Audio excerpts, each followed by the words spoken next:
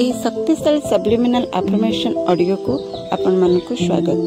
ଏହି ଆଫର୍ମେସନ୍ ଆପଣଙ୍କର ଅବଚେତନ ମନକୁ ଅସୀମ ଧନ ଏବଂ ସମୃଦ୍ଧି ପାଇଁ ପ୍ରସ୍ତୁତ କରିବ।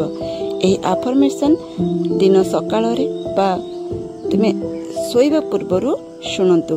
ଆପଣଙ୍କ ମନ ଏବଂ ଶରୀରକୁ ଏହି ସକାରାତ୍ମକ ଶକ୍ତି ସହିତ ଅନୁଭବ କରନ୍ତୁ। ଆସନ୍ତୁ ଆରମ୍ଭ କରିବା ଆଜିର ଆଫର୍ମେସନ୍। ମୁଁ ଧନ ଏବଂ ସମୃଦ୍ଧିର ଏକ ଶକ୍ତିଶାଳୀ ଆକର୍ଷକ।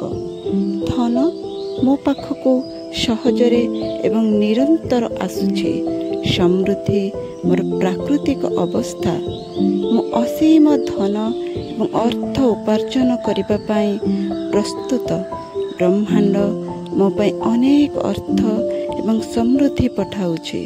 ମୋର ଧନ ଏବଂ ଆୟ ଦିନକୁ ଦିନ ବୃଦ୍ଧି ପାଇଛି। ମୁଁ ଅନେକ ଉତ୍ସରୁ ଧନ ଉପାର୍ଜନ କରୁଛି। ମୋ ପାଖରେ ସଦା ଅପେକ୍ଷା ଅଧିକ ଧନ ରହେ। ମୁଁ ଆର୍ଥିକ ସ୍ୱାଧୀନତା ଏବଂ ସଫଳତା ପାଇଁ ଯୋଗ୍ୟ।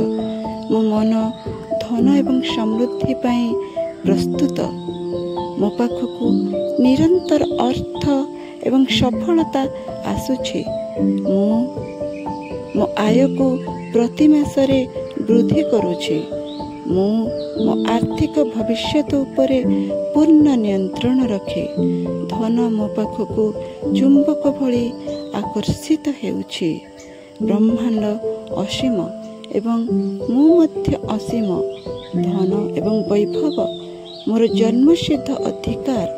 ମୁଁ ଆର୍ଥିକ ସୁରକ୍ଷା ଏବଂ ଲକ୍ଷ୍ମୀକୁ ଆକର୍ଷଣ କରୁଛି।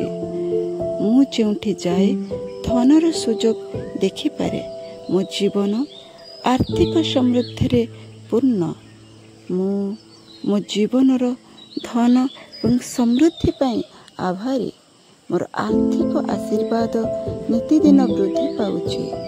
ମୁଁ ଆନନ୍ଦ ଏବଂ ପ୍ରେମ ସହିତ ଧନକୁ ଗ୍ରହଣ ଏବଂ ବଣ୍ଟନ କରେ। ମୁଁ ଅର୍ଥ ଏବଂ ସଫଳତାର ସତ୍ତ୍ୱ ସହିତ ଏକାତ୍ମକତା ଅନୁଭବ କରେ। ବ୍ରହ୍ମାଣ୍ଡ ସବୁବେଳେ ମୋ ଆର୍ଥିକ ଆବଶ୍ୟକତା ପୂରଣ କରୁଛି।